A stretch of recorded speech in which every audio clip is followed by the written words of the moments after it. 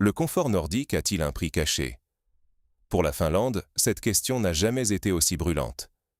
Imaginez Helsinki, autrefois synonyme de prospérité scandinave, aujourd'hui assiégée, privée subitement de ressources essentielles. Ce n'est pas la scène d'un roman dystopique, c'est la réalité d'un pays qui paie le prix fort de la sécurité géopolitique. L'entrée était gratuite, disait Medvedev, mais la sortie, elle, coûte cher. En quelques jours, une directive secrète de Moscou a imposé un embargo total sur le bois, la biomasse, l'électricité. Résultat immédiat, la frontière, jadis une artère économique vitale, s'est transformée en zone morte. Usines à l'arrêt, conteneurs bloqués, convois immobilisés, ouvriers mis à la porte.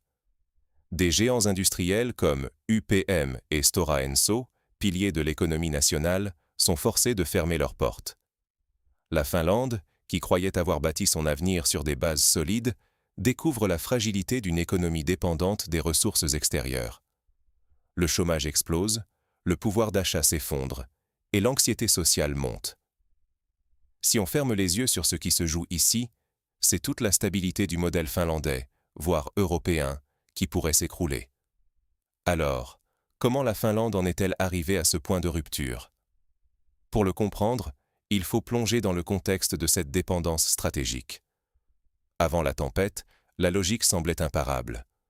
La Finlande, pays forestier par excellence, s'appuyait depuis des décennies sur un modèle simple et efficace: transformer le bois venu de Russie en richesse, en emploi, en stabilité. Ici, le boulot russe n'était pas seulement une matière première, c'était le socle d'une identité, le carburant des papeteries et des usines qui font tourner des villes entières. UPM, Stora Enso. Ces géants finlandais avaient bâti leur réussite sur l'abondance et le faible coût des importations de l'Est, intégrant ces flux dans une logistique parfaitement huilée. Le bois arrivait, les machines tournaient, le papier filait vers l'Europe du Nord, et tout le système semblait inébranlable.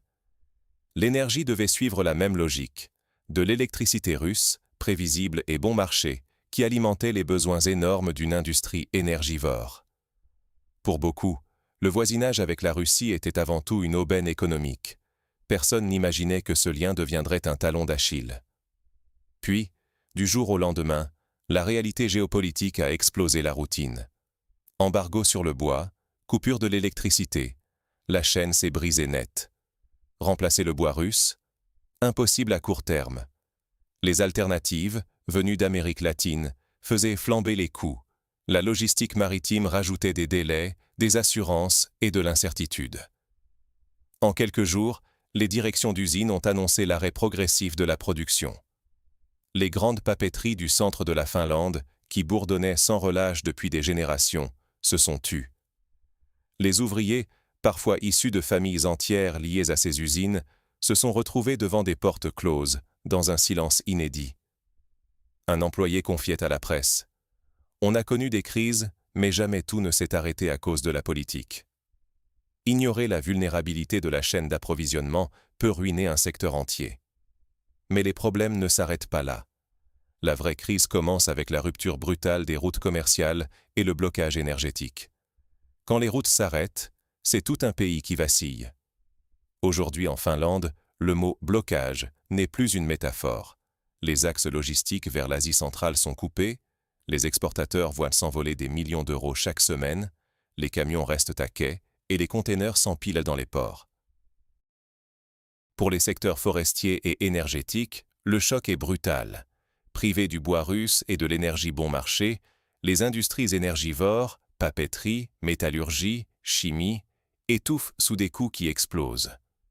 Certains géants industriels, d'habitude discrets, ont dû admettre publiquement l'arrêt de sites entiers. Impossible dès lors de masquer l'ampleur de la crise. Les premières victimes se comptent par milliers. Commerces frontaliers désertés, transporteurs sans trajet, sous-traitants à l'arrêt et familles entières plongées dans l'incertitude. Dans les régions de l'Est, où la vie dépendait du va-et-vient avec la Russie, la fermeture des frontières a tout simplement arrêté le temps. Les maires tirent à la sonnette d'alarme. Sans aide rapide, la crise sociale pourrait tourner à l'explosion. Face à ce séisme, la réaction politique a été d'une extrême prudence. Le Premier ministre finlandais, dans un discours grave et mesuré, reconnaît le prix à payer. La sécurité nationale ne se mesure pas en mètres cubes de bois ou en mégawatts d'électricité. Mais derrière le ton froid, on sent bien la nécessité de se justifier. Au ministère de l'économie, on préfère parler de difficultés temporaires et d'adaptation inévitable. Pourtant, les chiffres qui circulent dans la presse sont glaçants. 10 000 emplois menacés, des recettes d'export divisées, des usines tournant au ralenti. L'opposition politique, elle, ne laisse pas passer. Elle accuse le gouvernement de précipitation, d'avoir idéologisé la politique étrangère sans anticiper les conséquences économiques. Les syndicats, ulcérés, descendent dans la rue devant les usines fermées. La sécurité, c'est aussi un emploi et un salaire, scande un représentant. Les manifestations se multiplient, la tension monte et l'inquiétude s'installe. Le choix stratégique du pays ne risque-t-il pas de coûter la cohésion sociale? Et l'Europe, dans tout ça? À Bruxelles, on promet solidarité et soutien financier. Mais en coulisses, l'agacement grandit. Les budgets sont déjà sous pression. Chaque pays défend sa compétitivité. Personne ne veut voir le cas finlandais devenir la première pièce d'un jeu de dominos. Car la question est là. Si la Finlande, modèle de stabilité, peut chanceler aussi vite, qui sera le prochain? Ce qui se joue ici, ce n'est pas seulement l'avenir d'un pays, mais peut-être celui de toute l'Europe face à la fragilité de ses dépendances. Ce n'est pas une crise passagère, mais un virage historique. Ce qui se joue en Finlande dépasse largement le simple ralentissement économique. La rupture brutale avec la Russie n'a pas seulement coupé l'accès à des ressources critiques comme l'énergie et le bois. Elle a bouleversé un équilibre construit pendant des décennies. Aujourd'hui, pendant que la Russie réoriente massivement ses flux de matières premières vers l'Asie, un vide immense se creuse en Europe. Les marchés qui semblaient secondaires, comme l'Inde, la Chine ou la Turquie, absorbent désormais le gaz, le pétrole, le charbon et même le bois russe, laissant les Européens face à une réalité inédite. Pour la Finlande, le choc est d'autant plus violent que toute une partie de son économie reposait sur ces relations. La filière bois-papier, qui faisait figure de colonne vertébrale industrielle, se retrouve brutalement affaiblie. Quand une usine ferme, ce ne sont pas uniquement les salariés directs qui perdent leur emploi, ce sont aussi les sous-traitants, les transporteurs, les commerces locaux, toute une chaîne qui vacille. Les experts parlent déjà d'un risque de désindustrialisation.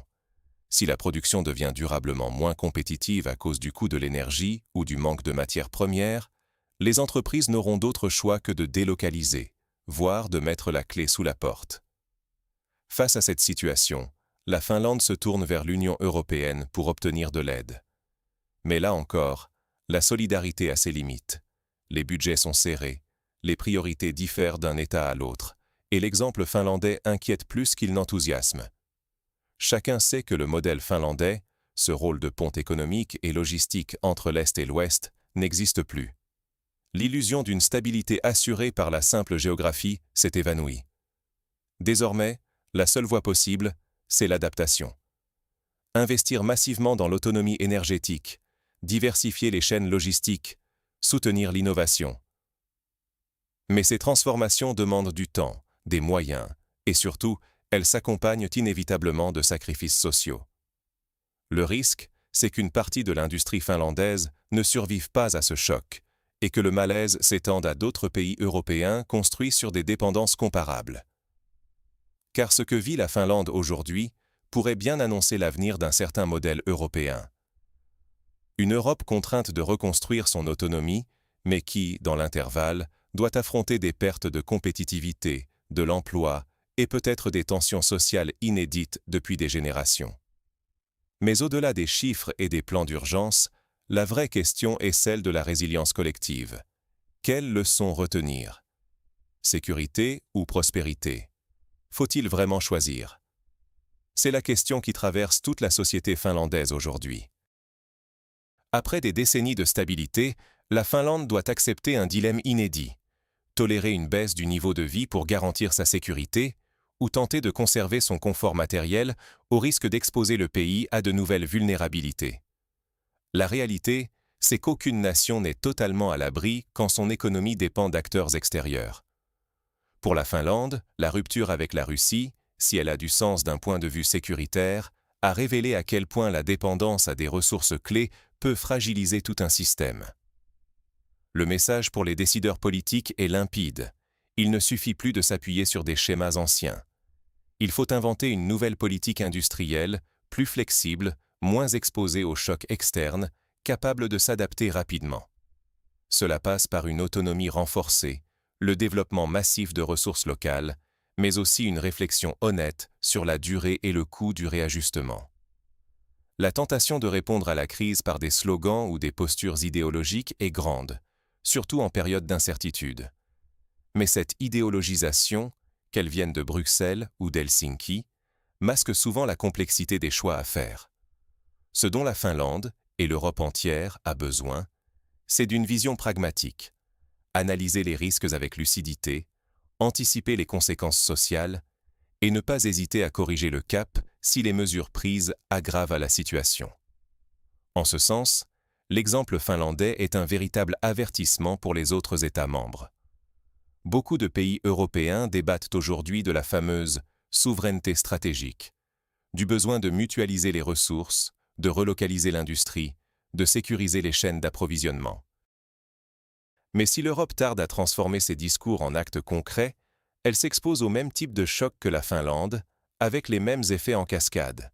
Perte de confiance dans les institutions, montée des tensions sociales et, à terme, menace sur la cohésion du projet européen lui-même. Ne rien changer, c'est accepter le risque d'une instabilité durable. Or, dans ce nouveau contexte géopolitique, seule une adaptation rapide, lucide et collective pourra faire la différence pour éviter que la crise finlandaise ne devienne le nouveau normal en Europe. Dans le nouveau monde, ce n'est plus le plus bruyant qui gagne, mais le plus lucide. L'affaire finlandaise le prouve. Ceux qui savent lire entre les lignes, anticiper les conséquences réelles des décisions politiques, seront mieux armés pour affronter les tempêtes à venir. On nous répète souvent que l'Europe est résiliente, que la solidarité prime, que la sécurité géopolitique justifie tous les sacrifices. Mais la réalité, c'est que chaque choix a son prix, et que l'addition peut s'avérer beaucoup plus salée qu'on ne l'imaginait. La Finlande, en coupant brutalement ses liens énergétiques et forestiers avec la Russie, pensait tourner la page d'une dépendance périlleuse. Mais ce geste, présenté comme une avancée stratégique, s'est transformé en véritable test de résilience nationale.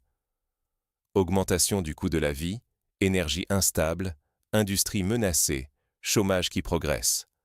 Tout cela, ce ne sont pas des abstractions, mais des réalités qui frappent le quotidien des Finlandais. Pour le gouvernement, il ne reste que la fuite en avant. Subventions, fonds de compensation, aides régionales. Autant de rustines sur une économie qui doit, en urgence, se transformer. Certes, sur le papier, la Finlande a les moyens de rebondir. Elle tente de nouer de nouveaux partenariats avec l'Asie, l'Amérique latine, d'investir dans l'énergie alternative, d'accélérer l'automatisation pour sauver la compétitivité. Mais à quel prix social? Quel sacrifice demander encore? Jusqu'où une population peut-elle accepter un recul de son niveau de vie, au nom d'un cap politique dicté de l'extérieur?